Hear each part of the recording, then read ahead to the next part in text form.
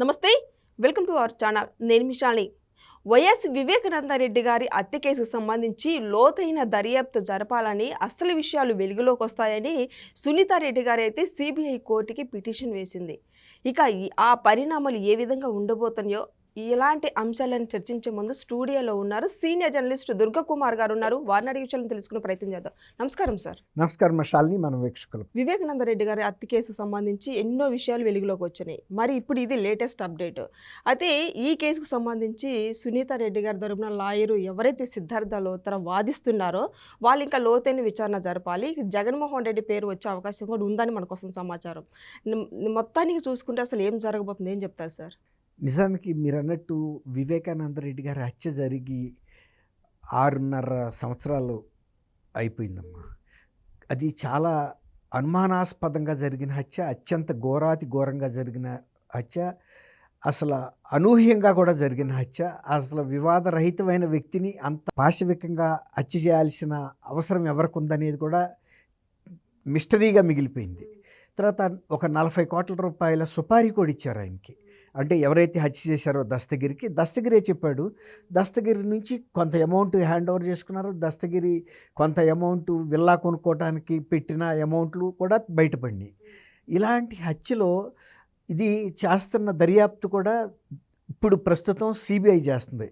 CBI దేశంలో కల్లా అత్యున్నతమైనటువంటి అధికారం కలిగిన దర్యాప్తు సంస్థ. తర్వాత అత్యంత నైపుణ్యత కలిగిన అధికారులు ఉంటారు అక్కడ. వాళ్ళకుండే అధికారాలు కూడా విశేషమైన అధికారాలు ఉంటాయి. కానీ కేసు విషయంలో ఒక సాధారణంగా ఒక కానిస్టేబుల్ స్థాయి విచారణ కూడా జరగటం లేదేమో. వృత్తిపరమైనటువంటి చాలా కీలక అంశాలను కూడా స్పృశించకుండానే దర్యాప్తు ఎలా ముందుకు వెళ్తుంది, లేకపోతే దర్యాప్తు ఇంతకాలం 6.5 సంవత్సరాల పాటు ఏ అంశాన్ని తేల్చకుండా స్తబ్దుగా కొనసాగుతుంది తప్ప. అంటే ప్రతిసారి సునీత గారు పుష్ చేయాల్సి వస్తుంది ఆ కేసుని. అసలు హత్య కేసెస్ అనేది ఎవరైతే బాధితుల కుటుంబాలు ఉంటాయో అసలు బాధితుల కుటుంబాలు పట్టించుకోవు. ఎందుకంటే వాళ్ళకి అప్పటికే నష్టం జరిగింది. ఇక వాళ్ళ జీవన ప్రయాణంలో వాళ్ళు కొనసాగుతారు. కానీ ప్రభుత్వం సీరియస్గా తీసుకుంటుంది. అంటే ప్రభుత్వం అంటే పోలీస్ వ్యవస్థ. ఇక్కడ పోలీస్ వ్యవస్థ అంటే సిబిఐ. ఇది ఒక చాలా క్లిష్టమైన కేసు, ముఖ్యమైన కేసు కాబట్టి సిబిఐ తీసుకుంది. సిబిఐ తీసుకున్నప్పటికీ కూడా చాలా నత్తనడక నడుస్తుంది. చాలా అంశాల మీద కన్నేశారు. అంటే తెలియనట్టుగా వెళ్తుంది. దీని మూలన అసలు ఈ కేసులో అసలు కీలక ముద్దాయిలు ఎవరైతే ఉన్నారో వాళ్ళ మీద ఫోకస్ పెట్టడం లేదు. అనేక సార్లు సునీత గారు ఈ అంశాన్ని సుప్రీంకోర్టు రాక తీసుకెళ్ళినప్పటికీ కూడా సిద్ధార్థ లోద్రా లాంటి అత్యంత సీనియర్ న్యాయవాదులు వాదిస్తున్నా కూడా ఈ కేసు మీదకి సరైన ఫోకస్ వెళ్ళటలేదు. అందువల్ల సునీతారెడ్డి గారు మళ్ళీ కూడా ఇప్పుడు సిబిఐ కోర్టులో చాలా అత్యంత ప్రాథమికమైన అంశాలే, అవేమి పెద్ద ఒక కొండ తవ్వి ఎలుకను పట్టే అంశాలు కూడా కాదు, కంటికి కనపడేటంత అంశాలు, అంటే చాలా కామన్ మ్యాన్కి కూడా అర్థమయ్యే అంశాలనే మళ్ళీ ఇవాళ సిబిఐ కోర్టు దృష్టికి తీసుకొచ్చి మీరు ఈ అంశాలను కూడా పరిగణనలోకి తీసుకోవాల్సిందిగా సిబిఐని ఆదేశించమని అడుగుతుంది. బేసిక్ విషయాలు. తర్వాత ఇంకా లోతైన విచారణ జరిగితే తప్ప ఈ కేసులో అసలు వాస్తవాలు బయటకు రావని కూడా మళ్ళీ చెప్పింది. అయితే ఇవాళ సిబిఐ తరపున వాదిస్తున్న లాయర్లు కూడా ఒకవేళ కనుక సిబిఐ కోర్టు ఆదేశిస్తే పెట్టడానికి సిద్ధంగా ఉన్నామని చెబుతున్నారు. గతంలో సుప్రీంకోర్టుకు కూడా అదే చెప్పారు. ఏదైనా ఒక కేసు అది ఏ నేరమైనా కానీ ఒక లాజికల్గా వెళ్తుంది. అంటే మొదట ఎవరికి తెలిసింది, ఎవరు చెప్పారు, ఎట్లా తెలిసింది, ఇట్లాంటి అంశాల మీద ఇక్కడ అది మిస్ అవుతుంది. అసలు పాయింట్ అది.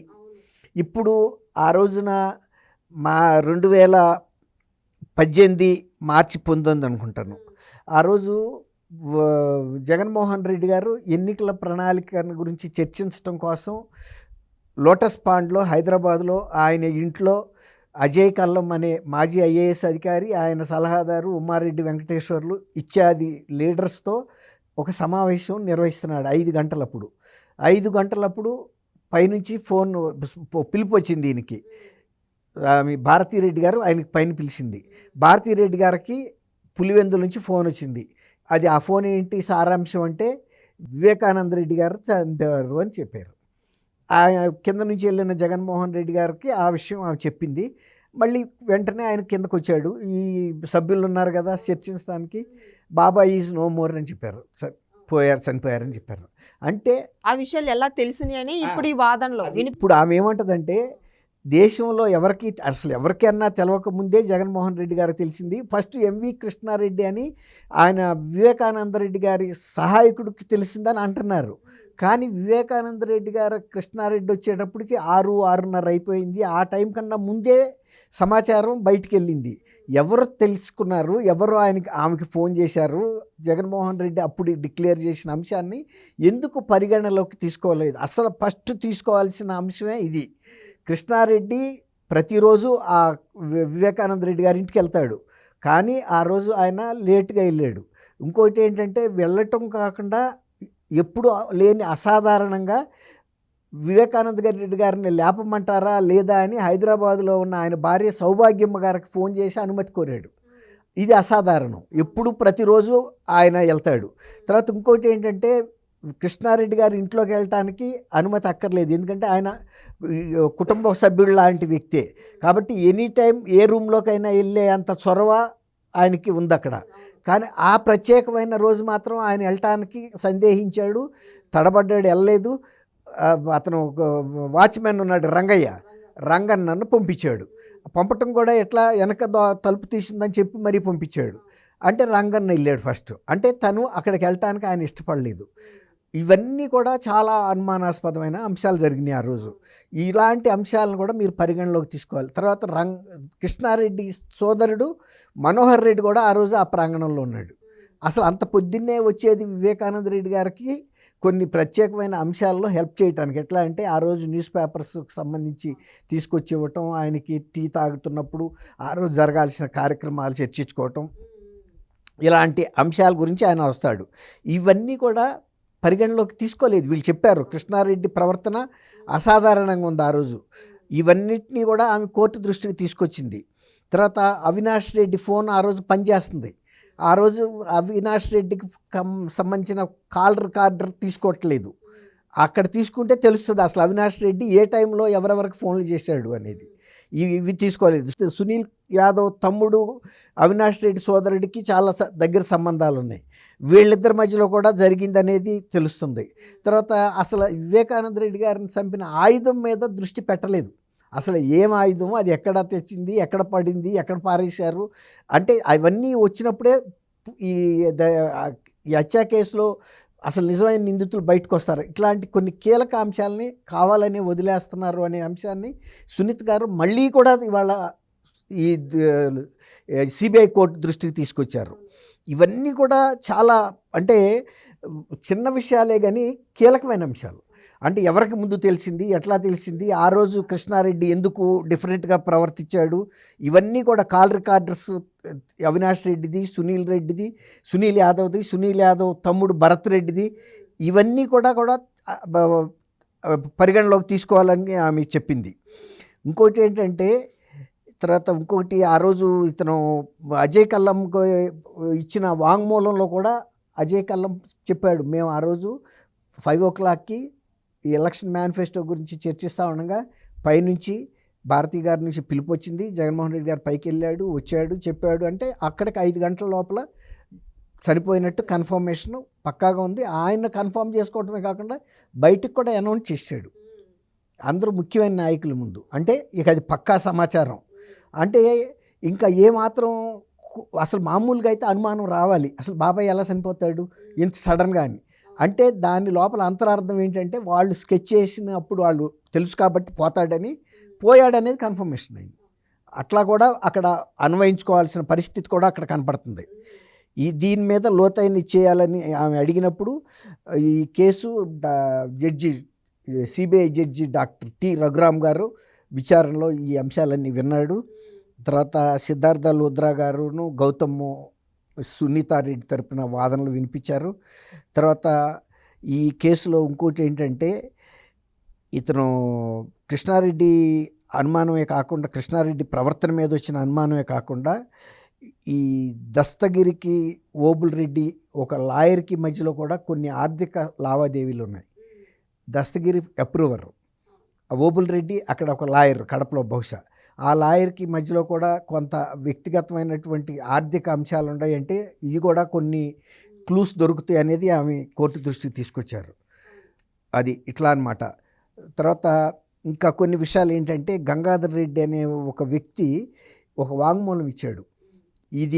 ఈ కేసుని ఇతను అవినాష్ రెడ్డి మీద, ఆయన తండ్రి భాస్కర్ రెడ్డి మీదకి రాకుండా కనుక నువ్వు ఒప్పుకుంటే 4 కోట్లు నీకు డబ్బులు ఇస్తామనే అంశాన్ని కూడా ఆయనకు ఒక ఆఫర్ వచ్చింది. ఆ ఆఫర్ ఇచ్చింది ఎవరు, ఎందుకు అట్లాంటి ఆఫర్ ఇవ్వాల్సి వచ్చింది, అవినాష్ రెడ్డిని భాస్కర్ రెడ్డిని తప్పించడానికి వాళ్ళు ఎందుకు తాపత్రయపడుతున్నారు అనేది ఇక్కడ కొన్ని అంశాలు ఆమె తీసుకొచ్చేసింది. తర్వాత ఇంకోటి ఏంటంటే, వీళ్ళు కొన్ని కోర్టు తరపున కొన్ని సీడీలు ఇచ్చారు ముద్దాయిలకి. అవి కొన్ని ఓపెన్ కావట్లేదని చెబుతున్నారు కొన్ని పీడిఎఫ్లు. ఆయన సిద్ధార్థ లుద్రా ఏం చెప్పాడంటే, ఆ పీడిఎఫ్లు అన్నీ కూడా అభియోగ పత్రాలకు సంబంధించిన అంశాలు.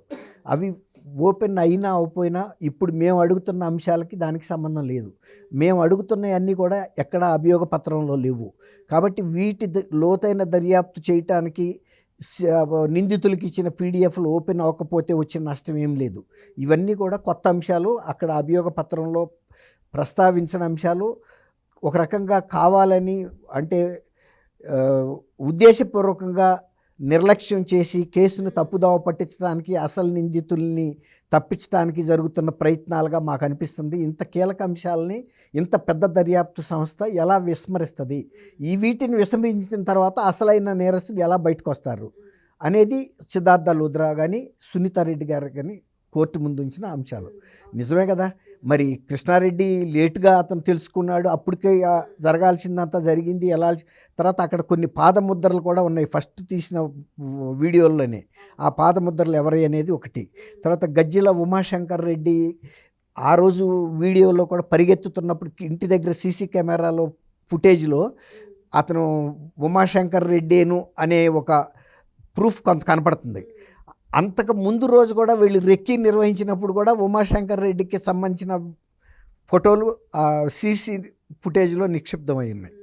ఇవన్నిటిని కూడా సమగ్రంగా విచారించినప్పుడే ఇందులో అసలు దోషులు బయటకు వస్తారు అనేది వీళ్ళ వాదన. సార్, ఇప్పటికే ఈ కేసు 6 సంవత్సరాలు అయింది నడుస్తున్నారు. 6.5 ఏళ్ళు అయిపోయింది.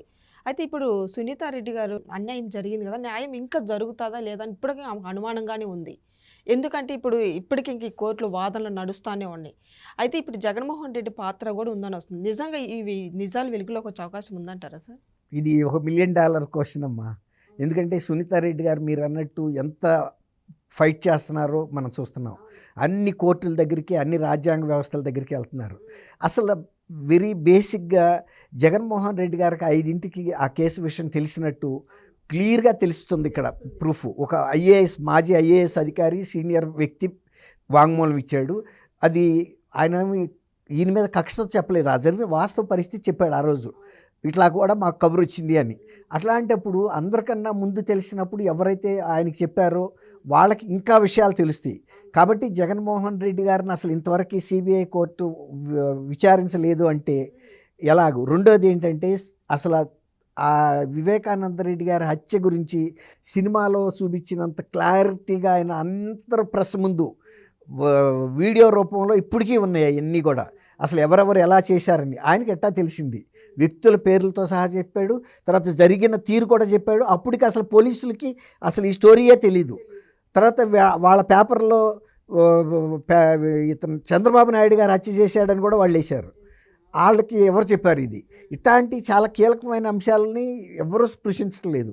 కాబట్టి అక్కడ గనక అడిగితే అసలు ఫస్ట్ తెలిసిన వ్యక్తికి ఈ హత్య గురించి ఆయన్నే పిలవపోయినప్పుడు అసలు కేసుకి ముందుకు వెళ్ళటానికి ఎట్లా వెళ్ళలేదు. కరెక్ట్ పర్సన్ దగ్గరికి వెళ్ళదు, అది రాంగ్ రూట్లోనే వెళ్తుంది. అక్కడే రూట్ తప్పి ఇచ్చేశారు. మనం ఇంటి నుంచి గడపలోంచి బయట పెట్టే అడుగు పెట్టినప్పుడు మనం వెళ్ళే దారి మొత్తం తప్పుదారి అవుతుంది. కరెక్టా? మనం ఇంట్లో నుంచి బయటకు వెళ్ళాలంటే బయట అయితే అడుగు పెట్టాలి. ఇంటి నుంచి నువ్వు బయట అడుగు పెట్టినప్పుడు బయటకు ఎట్లా వెళ్ళగలుగుతావు నువ్వు? ఫస్ట్ స్టెప్పే ఇక్కడ తప్పు వెళ్ళింది. కాబట్టి సునీతారెడ్డి గారు పడుతున్న ఆవేదన నువ్వు అడిగావు, అసలు న్యాయం జరుగుతుందా అని. అందరికీ అదే అభిప్రాయం ఉంది. ఎందుకు న్యాయం జరగట్లేదు ఈ అంశం మీద అసలు జగన్మోహన్ రెడ్డి గారిని ఎందుకు ఇంటరాగేట్ చేయట్లేదు. తర్వాత భారతి గారిని కూడా పిలిపించాలి. అసలు ఆమెకి ఫస్ట్ అందింది. అసలు నీకు ఎవరు ఫోన్ చేశారు, నువ్వు కిందకి ఎందుకు ఆయన కబురు చేసావు, ఇది చెప్పావు కదా, అసలు అక్కడి నుంచి నీకు ఎవరు చెప్పారు. అక్కడ కనుక తెలిసింది అనుకోండి, ఇక ఫోన్ కాల్ డేటాస్ తెలిసి అన్నీ బయటకు వచ్చేస్తాయి. చేసిన వ్యక్తి ఎవరు ఫోను, ఈమె ఫోన్కి వచ్చి ఏ టైంకి వచ్చింది, ఇవన్నీ బయటకు వస్తాయి. అంతకుముందు కూడా ఆ వ్యక్తుల మధ్యలో సంభాషణ అదే రోజు అర్ధరాత్రి దాకా జరిగి కూడా ఉండుండొచ్చు, లేకపోతే అంతకుముందు సాయంత్రం దాకా జరిగి ఉండొచ్చు. ఇవన్నీ కూడా బయటకు వస్తాయి. అసలు తర్వాత ఇంకోటి ఏంటంటే, ఒకసారి ఆకస్మికంగా అంత సడన్గా వివేకానంద రెడ్డి గారు చనిపోతే అన్నగా జగన్మోహన్ రెడ్డి ఫస్ట్ ఎవరికి ఫోన్ చేయాలి, ఎవరికి ఫోన్ చేయాలి? సునీతకి చేయాలి. హైదరాబాద్లో ఉంది. వాళ్ళెవరో అక్కడి నుంచి చెప్పారాక సునీత గారికి ఇన్ఫర్మేషన్ లేదు. ఆయన గమ్మును కూర్చున్నాడు. ఏదో అదేదో ఒక చిత్తు కాగితం ముక్క అన్నట్టు జేబులో పెట్టేసుకుని మళ్ళీ ఎన్నికల ప్రణాళికల గురించి అప్పుడే చర్చించేది. బాబాయ్ చనిపోతే ఇప్పుడు పిన్నెల్లి రామకృష్ణారెడ్డి నరసరావు నెల్లూరులో జైల్లో ఉంటేనే స్పెషల్ హెలికాప్టర్ వేసుకెళ్ళిపోయి అంత ఇంపార్టెన్స్ ఇచ్చే అంత వ్యక్తి సొంత బాబాయ్ ఆకస్మికంగా చనిపోతే అసలు ఎందుకు చచ్చిపోయాడని ఆందోళన అంటే ఉండాలి కదా. హార్ట్ అటాకా లేకపోతే చంపారా ఇంకా ఏంటనే తర్వాత మాట, అంతే కదా. అదే కనుక ఆయన ఏదైనా వ్యాధితో బాధపడుతూ మంచం మీద ఉండి ఎప్పుడైనా చనిపోతాడని మానసికంగా సిద్ధపడి ఉంటే పెద్ద ఎవరు ఆశ్చర్యపడరు కదా. అంతకు ముందు రోజు దాకా ఈ జగన్మోహన్ రెడ్డి గారు పార్టీ జెండా భుజాన్ని వేసుకుని ప్రచారానికి వెళ్ళొచ్చాడు, అర్ధరాత్రి వచ్చాడు ఆయన. మరి నీ కోసం అంత తాపత్రయపడుతున్న బాబాయ్ చనిపోతే ఇంట్లో మిగిలిన వాళ్ళు పెద్ద ఆయనే, రాజశేఖర రెడ్డి గారి తర్వాత ఆయనే. కాబట్టి ఇంటి పెద్ద చనిపోతే ఎంత ఆదుర్దా ఉండాలి ఈ కుటుంబానికి. రేపు ఎవరు అంటే డబ్బుగా ఈయన దగ్గర ఉంటే ఉండొచ్చు, కానీ ఆ ప్రాంతంలో పరపతిని నిలబెట్టాలన్నా, పార్టీని నిలబెట్టాలన్నా, కుటుంబ ప్రతిష్టని కొనసాగించాలన్నా, అక్కడ ఉన్న పరిచయాలని కాపాడుకోవాలన్నా కూడా అంతా whole and soul Vivekananda Reddy గారే ఆ కుటుంబానికి. మరి అలాంటి వ్యక్తి చనిపోతే నా రాజకీయ భవిష్యత్తు ఏంటి, అసలు మా పార్టీ ఆ జిల్లాలో ఎట్లా అనేది ఆదుర్దా ఉంటుంది కదా. కానీ అసలు అది ఏమీ కనపడలా. సొంత పిన్నికి కూడా చెప్పలా. సౌభాగ్యం గారికన్నా చెప్పాలి కదా, పిన్ని బాబాయ్ ఇట్లా అయిందని. ఏం చెప్పలా. జగన్మోహన్ రెడ్డి గారికి సొంత బాబాయ్, కానీ దాని వెనక పెద్ద కుట్రనే ఉంది. ఇది ఎన్ని రోజుల నుంచి స్కెచ్ చేశారన్నది కూడా లోతుగా దర్యాప్తు జరిగితేనే తెలుస్తాయి విషయాలండి. ఇప్పుడు నువ్వు చెప్పినట్టు మరి సడన్గా అయితే జరగదు. తర్వాత ఇంకోటి ఏంటంటే, వివేకానంద రాజశేఖర రెడ్డి గారి కుటుంబం ఉండే వీధిలోకి ఎవడన్నా వెళ్ళాలంటే కూడా భయమే. రాజశేఖర రెడ్డి గారి కుటుంబీకుల మీద కాదు, వాళ్ళ కుక్క మీద పిల్లి మీద కూడా ఇలా చెయ్యాలన్నా కూడా భయపడతారు. అట్లాంటిది ఓల్ అండ్ సోల్గా ఉన్న పెద్ద తలకాయి వివేకానంద రెడ్డి గారిని అంత అంటే అంత ఎఫర్ట్లెస్గా చంపేశారంటే, ఒక కోడి పిల్లని మెడ పీసుకున్నంత ఈజీగా చంపారంటేనే అసలు ఆయన షేక్ అవ్వాలి. అసలు మా బాబాయిని ఇంత చేయగలిగినాడు ఎవడని. కాకపోతే ఆయనకు తెలుసు కాబట్టి ఆయన కొంచెం అంత నిబ్బరంగా ఉండగలిగాడేమో అనేదే సునీత గారు అనుమానం. Thank you sir. Thank you అమ్మా శాలిని, మన వీక్షకులు.